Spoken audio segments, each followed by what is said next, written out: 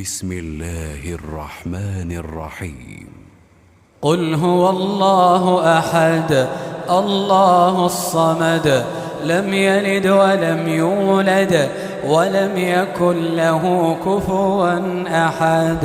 அளவற்ற அருளாளன் நிகரில்லா பேரன்புடைய எல்லாம் வல்ல அல்லாஹ்வின் திருப்பெயரால் ஆரம்பம் செய்கிறேன்.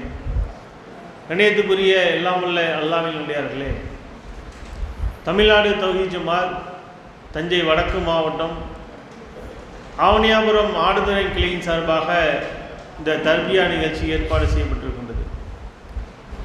இதனுடைய நோக்கம் என்னவென்று சொன்னால், நாம் கல்வி கற்க வேண்டும். இங்கு வந்திருக்கக்கூடிய எல்லா மக்களும் சரி, நானாக இருந்தாலும் சரி, யாராக இருந்தாலும் சரி, இந்த தர்பியாவுக்கு வந்திருக்கக்கூடியவர்கள் அனைவர்களும் மாணவ மாணவிகள் தான். நம்ம ஒரு ஸ்டூடெண்ட்ஸ் மாதிரி தான் இந்த தர்பியாவில். அதனால் கல்வியை கற்போம் கற்பிப்போம் என்ற தலைப்பில் ஒரு சிறிய உரையை நிகழ்ந்திருக்கின்றோம்.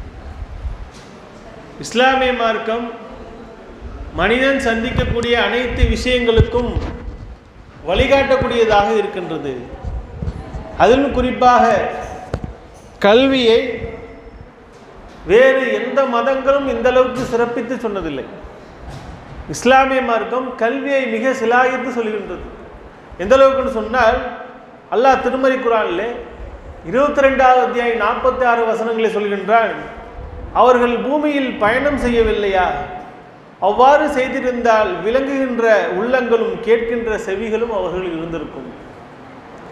அல்லாஹ் கல்வியை புகழ்ந்து பல செய்திகளை சொல்கின்றான். கல்வி என்பது ரொம்ப முக்கியத்துவம் வாய்ந்தது. நபியல்லாஹ் ஸல்லல்லாஹு அலைஹி வஸல்லம் அவர்களுக்கு அல்லாஹ் சுப்ஹானஹு வ தஆலா இறக்கிய முதல் வசனம் எது? இக்ரா பிஸ்மி ரப்பிக்கல் லதீ ஹலக், படைத்த உமது இறைவன் பெயரால் ஓதுவீராக என்று அல்லாஹ் இந்த கல்வியின் முக்கியத்துவத்தை பற்றி தன்னுடைய முதல் வசனத்திலே சொல்லுகின்றான். அப்போ எந்த அளவுக்கு ஒரு முக்கியத்துவம் வாய்ந்ததாக இந்த கல்வி இருக்கின்றது என்பதை நாம் புரிந்து கொள்ளணும். அதிலும் குறிப்பாக மறுமையில் பயனளிக்கக்கூடிய ஒரு கல்வியாக நம்முடைய கல்வி இருக்க வேண்டும். அல்லாஹ் மேலும் பல இடங்களில் சொல்லும் பொழுது இவை தெளிவான வசனங்கள் கல்வி வழங்கப்பட்டவரின் உள்ளங்களில் இருக்கின்றது. கல்வியாளர் இருக்கிறீங்களே, நீங்க தான் சிறந்தவர்கள், அறிந்தோரும் அறியாதவரும் சமமாவார்களா என்று அல்லாஹ் கேட்கிறான். பல செய்தி தெரியுது, அவன் தானே சிறந்தவன் என்று அல்லாஹ் இந்த கல்வியை பற்றி சிலாகித்து கூறுவதை பார்க்க முடிகின்றது. யார் கல்வியை நோக்கி பயணிக்கின்றார்களோ அதன் மூலம் சொர்க்கம் செல்லக்கூடிய அந்த பாதையை அல்லாஹ் இலகுவாக்குகின்றான். கல்வி என்பது எந்த அளவுக்கு முக்கியத்துவம் வாய்ந்தது, கல்வி என்பது எந்த அளவுக்கு நம்மை ஒரு ஒழுக்கமிக்கவர்களாக ஆக்குகின்றது என்பதை நாம் பார்க்கணும். உலக கல்வியாக இருக்கட்டும், மார்க்க கல்வியாக இருக்கட்டும், அல்லாஹ்வுடைய தூதர் ஸல்லல்லாஹு என்ன சொல்றாங்க? ஒரு பயன் பெறக்கூடிய ஒரு கல்வியாக இருக்கணும். ஒரு மனிதன் இறந்து விட்டால் 3 விஷயங்களை தவிர வேறு எதுவும் அவர் பின்தொடரவில்லை. ஒன்று நிலையான அறக்கொடை, பயன் பெறக்கூடிய கல்வி என்று அல்லாஹ்வுடைய தூதர் ஸல்லல்லாஹு அலைஹி வஸல்லம் சொல்றாங்க. மூன்றாவது சொல்லும் பொழுது அவனுக்காக பிரார்த்திக்கக்கூடிய சாலிகான பிள்ளை. அல்லாஹ்வுடைய தூதர் ஸல்லல்லாஹு அலைஹி வஸல்லம் எதை சொல்றாங்க? பயன் பெறக்கூடிய கல்வி. நாம் கற்ற கல்வியினால் ஒரு பயன் இருக்க வேண்டும். இந்த உலக கல்வியை கற்று ஒரு டாக்டராகவோ இன்ஜினியரோ ஆகிறான்னு வச்சுங்க, மக்களுக்கு அந்த கல்வியினால் பயன்பட்டது என்று சொன்னால் அது நன்மை தான். ஒரு மார்க்க கல்வியை ஒருத்தர் கற்கிறாரு, ஒரு ஆலிமாவா இருக்கிறாரு, ஒரு தாயியா இருக்கிறாரு, தான் கற்ற கல்வியை வைத்து மக்களுக்கு பயன் இல்லாமல் போனால் அது எந்த ஒரு பயன் பெறாத ஒரு கல்வி தானே. என்னதான் ஒரு மார்க்க கல்வியை கற்றாலும் அது மக்களுக்கு ஒரு பயன் இல்லாமல் அவர் தாவாவுக்கு போக மாட்டாரு, அவர் ஒரு பயானுக்கு போக மாட்டாரு, கூப்பிட்டா வரமாட்டாங்க, எங்கள் அம்மா திட்டுவாங்க, எங்கள் அத்தா திட்டுவாங்கன்னு சொன்னால் அது ஒரு பயன் பெறாத ஒரு கல்வியாகத்தான் இருக்கின்றது. அப்போ கல்வி என்பது ஒரு முக்கியத்துவம் வாய்ந்ததாக இருக்கின்றது. கல்வியை நாம் கற்க வேண்டும். இங்கே எதற்காக வந்திருக்கோம்? நாம் கல்வியை கற்கணும். சொல்லுவாங்க, கற்றது கையளவு கல்லாதது உலகளவு கடலளவுன்னு சொல்லுவாங்க. அப்போ நமக்கு ஏதோ ஒரு சிறிய விஷயங்கள் தான் நமக்கு தெரியும். எனக்காக இருந்தாலும் சரி, யாருக்காக இருந்தாலும் சரி, இன்னும் கற்க வேண்டிய விஷயங்கள் அதிகமாக இருக்கின்றது. ஆகையால் இந்த பயான் நிகழ்ச்சிகள் ஏற்பாடு செய்ய காரணம் என்ன? இந்த தர்பியா ஏற்பாடு செய்யக்கூடிய காரணம் என்ன? ஆரம்பத்திலிருந்து இறுதி வரை இந்த செய்திகளை, மார்க்க செய்திகளை கேட்டுக்கொண்டு அதை பிற மக்களுக்கு எடுத்து வைக்கக்கூடிய ஒரு நல்ல மக்களாக நாம் எல்லாம் இருக்கணும். ஏன்னா கல்வி கற்பதோடு முடிந்து விடுதில்லை. அந்த கற்ற கல்வியை பிற மக்களுக்கு இந்த தாவா மூலம் எடுத்து வைக்கின்றோமே, அதுதான் ஒரு சிறந்த கல்வியாகும். அல்லாஹ்வுடைய தூதர் சொல்லும்பொழுது, யார் தானும் கற்று அதை பிற மக்களுக்கு எடுத்து வைக்கின்றார்களோ அவர்கள் தான் உங்களில் சிறந்தவர்கள். பிற மக்களுக்கு எடுத்து சொல்றாங்களே, எத்தனையோ விஷயங்கள் தெரிகின்றது, நபிமொழிகள், திருமறை குர்ஆனுடைய வசனங்கள் தெரிகின்றது. அதை நமக்குள்ளே வச்சுக்கிட்டோம்னா அதனால் எந்த பயன்? ஒரு பயனும் இல்லையே. ஒரு திருமறை வசனம் செஞ்சாலும் சரி, ஒரு நபிமொழி நீ கற்றுக்கிட்டாலும் சரி, அதை பிற மக்களுக்கு நான் எத்தி வைப்பேன் என்று யார் ஒருவர் தாவா முயற்சியில் இறங்குகின்றார்களோ அதுதான் அவருக்கு நன்மையாக பதிவு செய்யப்பட்டது. ஆகையால் நாமும் கல்வி கற்க வேண்டும். அந்த கற்ற கல்வியை பிற மக்களுக்கும் எத்தி வைக்கக்கூடிய நன்மக்களாக இருக்கணும்னு கூறிக்கொண்டவனாக எனது தலைமை உரை நிறைவு செய்கிறேன். வாஹிர் தவான அல்ஹம்துலில்லாஹி ரப்பில் ஆலமீன். அஸ்ஸலாமு அலைக்கும். அன்பிற்கினிய சகோதரிகளே, அல்லாஹ் சுப்ஹானஹு வ தஆலா முதல் வசனமாக இறக்கும் பொழுதே இக்ர, ஓதுவீராக, அறிந்து கொள்வீராக, தெரிந்து கொள்வீராக, படிப்பீராக. இப்போ பார்த்தோம்னா அல்லாஹ் ஃபஸ்ட்டு என்ன சொல்கிறான்னா, ஃபஸ்ட்டு நீங்கள் தெரிஞ்சுக்கங்க. அல்லாஹ் தன்னுடைய திருமறையில் சொல்லி காட்டும் போது அறிந்தோரும் அறியாதோரும் சமமாக மாட்டார். கல்வி கற்றவர்களுக்கு என்று அல்லாஹ் சுப்ஹானஹு வ தஆலா தனி சிறப்புகளை வைத்திருக்கின்றார். ஒரு மனிதர் தொழுகிறார், ஆனால் அந்த தொழுகையை எப்படி ரசூல் ஸல்லல்லாஹு அலைஹி வஸல்லம் அவர்கள் தொழுதார்கள் என்கின்ற அந்த முறை தெரியாமல் அவர் எவ்வளவுதான் தொழுதிருந்தாலும் அதில் அவருக்கு எந்த விதமான பிரயோஜனமும் அவருக்கு தராது. அதுவே அந்த கற்று அதை சரியான முறையில் அவர் நிறைவேற்றும் பொழுது அவர் அதை பிரயோஜனமாக அவர் பெற்றுக்கொள்கிறார். அன்பிற்கினிய சகோதரிகளை, நமது தமிழ்நாடு தௌஹீத் ஜமாத்தை பொறுத்தவரை மக்களை அல்லாஹ் தன்னுடைய திருமறையிலே சொல்லி காட்டுகிறான். மக்களை அல்லாஹ்வின் பக்கம் அழைத்து தானும் நற்செயல்கள் புரிந்து நான் அல்லாஹ்விற்கு முற்றிலும் வழிபடக்கூடிய முஸ்லிம்களில் ஒருவன் என்று யார் உங்களில் சொல்கிறாரோ அவர்களே மிக சிறந்தவர்கள் என்று அல்லாஹ் தன்னுடைய திருமறையிலே சொல்லி காட்டுகிறார். அப்போ மக்களை எந்த விதத்திலையெல்லாம் அல்லாஹ்வின் பக்கம் அழைப்பது, இந்த ஜமாத்தினுடைய அடிப்படை நோக்கமே மக்களுக்கு மார்க்கத்தை தெளிவுபடுத்தணும். மார்க்கத்தின் பக்கம், அல்லாஹ் ரசூலின் பக்கம் இந்த மக்களை அழைக்கக்கூடியவர்களாக இருக்க வேண்டும். ஜமாத்தினுடைய அடிப்படை என்பது அதுதான். இந்த ஜமாத் அரசியலில் பயணிக்காது, உலக ஆதாயத்துக்காக பயணிக்காது. மக்கள்கிட்ட மார்க்கத்தை கொண்டு போய் சேர்க்கணும். அல்லாஹ் ரசூல் காட்டி தந்த பிரகாரம் நடக்கும். அதற்காக வேண்டி நாம் நமக்கு வரக்கூடிய மக்களாக இருந்தானா அவங்களுக்கு தகுந்த மாதிரி நிகழ்ச்சி ஏற்பாடு பண்ணுவோம். நம்ம கூப்பிட்டும் வரமாட்டேங்கிறாங்க அப்படின்னு சொல்லிட்டு சொன்னால் மெகாபோனை தூக்கிட்டு போய் அவங்க வீட்டு வாசல்லே வச்சு பேசுவோம். அந்த விஷயம் உங்களுக்கு போய் கேட்கணும்னு சொல்லிட்டு விட மாட்டோம். நாங்கள் கூப்பிட்டு நீங்கள் வரல, உங்கள் இடத்துக்கு நாங்கள் வரோம். அங்கே கொண்டு போய் அவங்க வீட்டு வாசலில் கொண்டு போய் ஸ்பீக்கரை வைப்போம். தெருமுனை பிரச்சாரம் அங்கே போட்டு நடத்துவோம். இந்த மாதிரி என்னென்ன வகையிலையெல்லாம் மக்கள்கிட்ட மார்க்கத்தை சேர்க்கணுமோ அந்த வகையிலையெல்லாம் கொண்டு போய் சேர்க்கிறது தான் நம்மளுடைய அடிப்படையான நோக்கம். இந்த ஜமாத்தை பொறுத்த வரைக்கும் அல்லாஹ்வுடைய அருளால் ஆரம்ப காலகட்டத்தில் வரதட்சணை ஒழிப்பு மாநாடு இங்கெல்லாம் முன்னாடி தெரிஞ்சிருக்கோன்னு நினைக்கிறேன். ஒரு 10 வருஷத்துக்கு முன்னாடியெல்லாம் அதிகமாக எல்லா ஊர்கள்லேயும் மாவட்டங்களிலையும் பெருசாக எது நடக்கும்னா வரதட்சணை ஒழிப்பு மாநாடு. பெருசாக எதை பற்றி பேசப்படும்னா வரதட்சணையை பற்றியே பேசப்படும். அது அத்தனை ஊர்கள்லாம் அத்தனை இடங்களில் வரதட்சணையை பற்றி அப்படி பேச்சுகள் பேசப்படும். எதற்காக வேண்டினா அந்த நபி வழி திருமணத்தை கொண்டு வருவதற்காக வேண்டி. அன்னைக்கு ஒரு 15 வருஷத்துக்கு முன்னாடி நபி வழி திருமணம் என்று பத்திரிக்கை அடிக்கிறதே பெரிய விஷயம். ஒரு பத்திரிக்கை, கல்யாண பத்திரிக்கை நபி வழி திருமணம் என்று அடித்தா ரொம்ப ஒரு மாதிரியாக பார்ப்பாங்க, பல எதிர்ப்புகளை சந்திக்கணும். அந்த மாதிரியான நிலையில அடித்த நிலை போய் இன்னைக்கும் அதே மாதிரி நபி வழி திருமணம்னு பத்திரிக்கை அடிக்கிறாங்க. ஆனால் அது உண்மையிலே நபி வழி திருமணமாக இருக்குது. அந்த திருமணம் நபி வழி திருமணம் பத்திரிக்கை அடிக்கிறாங்க. ஆனால் அதில் பார்த்தா பரிசம் போடுறாங்க, மாப்பிள்ளையை உட்கார வச்சு ஜீனி போடுறாங்க, பொண்ணுக்கு காருக்கு பூ வச்சு ஓடிச்சு அனுப்புகிறாங்க, வீடியோ கவரேஜ் பண்ணுறாங்க.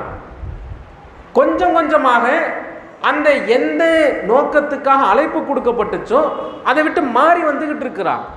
எங்க நம்மளுடைய அச்சம் பயம் எல்லாம் எதுல அப்படின்னு சொல்லிட்டு கேட்டா, திரும்ப எப்படி அந்த பண்டைய நிலைக்கு திரும்பி போயிடுவாங்களோ, திரும்பி இந்த எந்த விஷயத்திலிருந்து மக்களை மீட்டு நாம எடுத்துட்டு வந்தோமோ அந்த விஷயத்தின் பக்கமே திரும்பி மீண்டும் போயிடுவாங்களோ அப்படிங்கிற ஒரு பயம் நமக்கு உள்ளத்துல ஏற்படுது.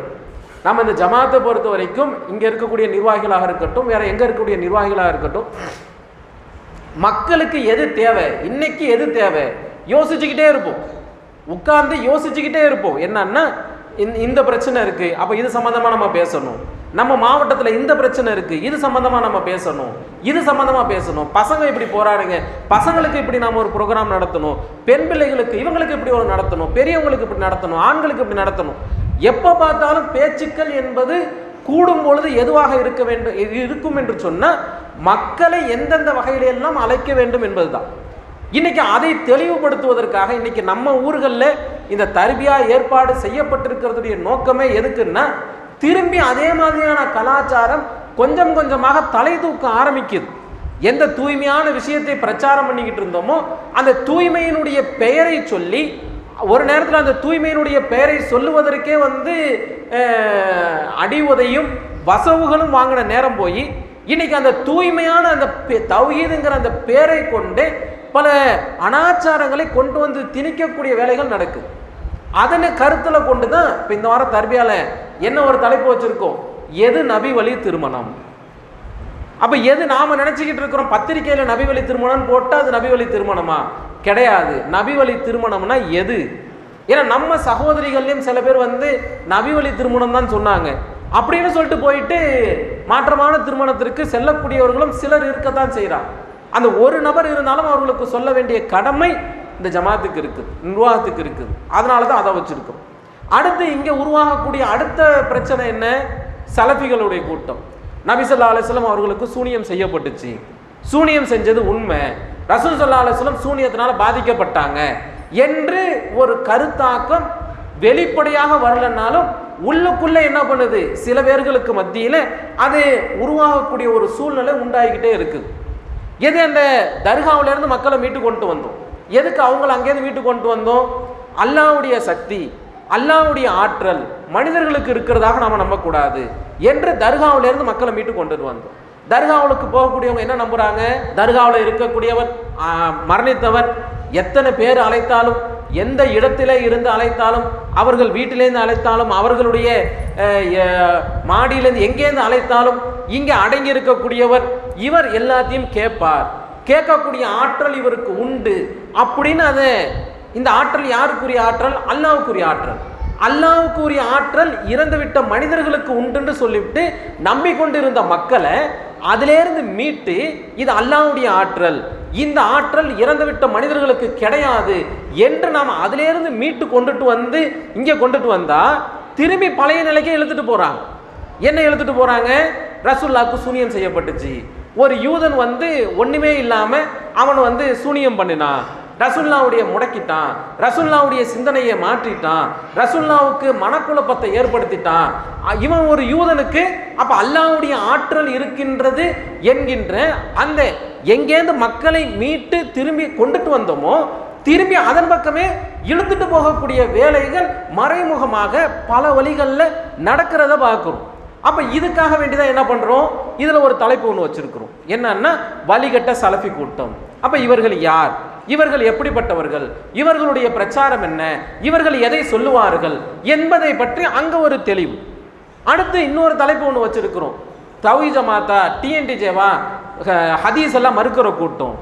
சில பேர் காதுபடவே சொல்றாங்க, நாங்க சிறுக்கு வைக்கிற இமாம பரவாயில்ல, அவருக்கு பின்னாடியாச்சும் தொழுதுப்போம், நீங்கெல்லாம் ஹதீஸை மறுக்கிறீங்க, உங்க பின்னாடி நின்று நாங்க தொழ மாட்டோம் என்பதை போன்ற சில பேச்சுக்கள் கருத்துக்கள் காதுகளில் வர ஆரம்பிக்குது. உண்மையிலேயே தௌஹீத் ஜமாத் ஹதீஸை மறுக்கிறதா? ரசூல் ஸல்லல்லாஹு அலைஹி வஸல்லம் அவர்கள் சொன்ன ஹதீஸை மறுக்கக்கூடிய ஜமாத்தாக இந்த ஜமாத் இருக்கிறதா என்று கேட்டால் அதை பற்றி தெளிவுபடுத்துவதற்காக அதற்கு ஒரு தலைப்பு. இந்த தர்பியாவை பொறுத்த வரைக்கும் கிட்டத்தட்ட உங்களுக்கே தெரியும், நாம ஒரு 3 வாரத்துக்கு முன்னாடியே ஒரு முடிவு செய்யப்பட்ட ஒரு தர்பியா தள்ளி போய் இப்போ இன்னைக்கு ஃபிக்ஸ் ஆயிருக்கு. என்ன காரணம் அப்படின்னு சொல்லிட்டு கேட்டா, சில தாயிகள் கிடைக்கல. நம்ம கேட்கிறோம், இது சம்பந்தமாக தெளிவாக பேசக்கூடிய இவர்கள் தான் வேணும், இவங்க தான் எங்களுக்கு வேணும், அவங்க தான் இன்னும் அழகாக தெளிவாக பேசுவாங்க, கேட்டு போராடி வாங்கக்கூடிய ஒரு நிலை. அப்ப இது எல்லாம் எதற்காக வேண்டி செய்யப்படுகிறது என்று சொன்னா, மீட்டு கொண்டுட்டு வந்த மக்கள் திரும்பியும் வேறு சில வழிகளில் வந்து வேறு சில கலர்ல வந்து திரும்பி மறுபடியும் கொண்டு போகக்கூடிய ஒரு வேலை இங்கே மறைமுகமாக நம்மளே அறியாமல் நன்மை என்கின்ற அடிப்படையில், நல்லதுதானே சொல்கிறார்கள் என்கின்ற அடிப்படையில் நடக்கக்கூடியதாக இருக்கிறது நம்ம ஊர்கள். அப்ப இதை தெளிவுபடுத்துவதற்காக வேண்டித்தான் இந்த தர்பியா என்றாலே நமக்கு அதில் வந்து நல்ல விஷயங்களை தெரிஞ்சுட்டு போகிறதுக்காக வேண்டிதான். அப்போ இதை தெளிவுபடுத்துவதற்காக, நாளைக்கு உங்கள்கிட்ட வந்து அந்த மாதிரி உள்ளக்கூடியவர்கள் யாராச்சும் வந்து பேசினாலும் நீங்களே குர்ஆன் ஹதீஸ் அடிப்படையில் பதில் கொடுக்கக்கூடிய அளவிற்கு இருக்க வேண்டும் என்பதற்காக இந்த நிகழ்ச்சி ஏற்பாடு செய்யப்பட்டிருக்கு. அதனால இது ஏதோ ஒரு பயான் மாதிரி பேசுகிறாங்க, நம்ம ஏதோ கேட்போம், இந்த காதில் வாங்கி இந்த காதில் விட்டுருவோம், இல்லை ஏதாச்சும் கவனத்தை சிதறடிப்போம் என்பதை போன்று இருந்து விடாமல், இப்போ நீங்கள் இந்த உட்கார்ந்துருக்கிற அந்த நாக்கால் இருக்குது பார்த்தீங்களா, இங்கே தர்பியான உங்களை கீழே கூட உட்கார வச்சிடலாம். எந்த அளவிற்கு இங்கே நிகழ்ச்சி ஏற்பாடுகள் நடக்குதுங்கிறதுக்கு சொல்கிறோம். கீழே உட்கார வைக்கலாம், கீழே ஒரு லெவலுக்கு மேலே உட்கார முடியாது. அப்போ அவங்களுக்கு நாக்காளி போட்டாகும். நாக்காளினா என்ன நாக்காளி போடுறது? கையில்லாத நாக்காளி போடக்கூடாது. ஏன்னா கையில்லாத நாக்காளியாக இருந்தால் அதுலேயும் ரொம்ப நேரம் நாம் வந்து உட்கார முடியாது. கை உள்ள நாக்காளி போடணும். கை உள்ள நாக்காளியில் புது நாக்காளியாக இருக்கணும், பழைய நாக்காளிலேருந்து கொண்டு வந்து போட்டக்கூடாது. சாப்பாடு இப்படி செய்யணும். அடுத்து பள்ளிக்கு வர முடியாத பெண்களாக இருந்தாலும் அவங்களுக்குன்னு தனியாக ஏற்பாடு பண்ணணும். ஒரு ஏற்பாடு நம்ம சாதாரணமாக கடந்து போகிறோம். எந்த அளவிற்கு இது சத்தியத்தை சொல்லணுங்கிறதுக்காக இந்த ஏற்பாடுகள் நடக்குது பாருங்க. அவங்களுக்கு அங்கே 2 ஃபேன் வைக்கணும், வெளியில் இதில் பள்ளிக்கு வெளியில் இருக்கக்கூடிய பெண்களாக இருந்தால் அவங்களுக்கு அங்கே ஃபேன் வைக்கணும், அவங்களுக்கு அங்கே டிவி வைக்கணும். ஏன்னா எய்தாப்புல ஒரு வீட்லேயோ எங்கேயோ கூட உட்கார வச்சிடலாம். வீட்டில் உட்கார வச்சோம்னா அவங்களுடைய கவனம் சிதறிடும், பேசிக்கிட்டு இருப்பாங்க, சொல்லக்கூடிய செய்திகளை கேட்க மாட்டாங்க. அவங்க சைத்தான் அவங்களை எப்படி மறக்கடிச்சிடுவான். அதனால இங்கே செய்திட்ட ஒரு செயலாக இருக்கட்டும், சின்ன விஷயமாக இருக்கட்டும், டீனா என்ன கொடுக்கறது, என்ன ஸ்நாக்ஸ் கொடுக்கறது என்ற அனைத்து விஷயமும் நீங்கள் சாதாரணமாக கடந்து விடாமல் அவ்வளவு முன்முயற்சியோடு இதெல்லாம் எதற்காக செய்யப்படுகிறது என்று சொன்னால், ஒரு நேர்வழிக்கு வந்துட்ட மக்கள் வழி தவறி போயிடக்கூடாது, திரும்பி வழி தவறிடக்கூடாது. இது வந்து ஒரு குடும்பத்தை போல, நம்ம குடும்பத்தில் இருக்கக்கூடியவர்கள் எந்த மாதிரி மாறி போயிடக்கூடாது என்கின்ற ஒரு கவலையின் அடிப்படையில் அல்லாஹ்வுடைய அருளால் இந்த நிகழ்ச்சிகள் பார்த்து செஞ்சு ஏற்பாடு செய்யப்பட்டிருக்கு. அதனால நீங்கள் இங்கே இருக்கக்கூடிய அந்த நேரம் வரைக்கும் முழுமையாக உரைகளை கேளுங்க. இன்ஷா அல்லாஹ் காது கொடுத்து கேளுங்க. ஷைத்தான் நம்மளுக்கு வந்து வேற மாற்றமான விஷயத்தை கொண்டுட்டு வருவான், எந்திரிச்சு போக சொல்லுவான். எதுவாக இருந்தாலும் அதையெல்லாம் விட்டு இது பண்ணி இங்கே தெரிஞ்சுக்கிட்டு போகணுங்கிற அடிப்படையில் முழுமையாக கேளுங்க. இன்ஷா அல்லாஹ் இந்த துவா, ஒரு ஜனாசா தொழுகையினுடைய துவாவினுடைய பேப்பர் உங்களுக்கு கொடுக்கப்படும். இப்போதைக்கு அந்த பேப்பரில் பின்பக்கம் பேனா கூட இன்ஷா அல்லாஹ் கொண்டு வந்து கொடுப்பாங்க. உங்களுக்கு இங்கே பேசுகிறவங்கள்ட்ட ஏதாச்சும் குறிப்பு மாதிரி எடுத்துக்க வேண்டியது இருந்துச்சுன்னா அந்த பேப்பரில் பின்பக்கம் கூட நீங்கள் எழுதி அதை உபயோகப்படுத்தி கொள்ளலாம். அதனால் இந்த நேரம் என்பது ஏதோ வந்தோம், ஒரு ஞாயிற்றுக்கிழமை வந்தோம், உட்கார்ந்துருந்தோம், கூடி கலைஞ்சோம் என்பதை போன்று இந்த நேரங்கள் கடந்து விடாமல் இந்த நேரத்தை ஈவினிங் வரைக்கும் முழுமையாக பயன்பெறக்கூடிய நன்மக்களாக நாம் இருக்க வேண்டும். அப்படிப்பட்ட மக்களாக அல்லாஹ் சுப்ஹானஹு வ தஆலா நம்மளை ஆக்கி அருள் புரிவானாக. வாஹிருதவானா அல்ஹம்துலில்லாஹி ரப்பில் ஆலமீன். ஒடுக்கப்பட்டோரின் உரிமை குரல் நடுநிலை சமுதாயம். சிறுவர் பக்கம், அரசு நலத்திட்டங்கள், வேலைவாய்ப்பு செய்திகள், சமுதாய செய்திகள், இன்னும் பல தகவல்களுடன் வெளிவந்து விட்டது நடுநிலை சமுதாயம். வாங்கி படியுங்கள், வாங்க தூண்டுங்கள்.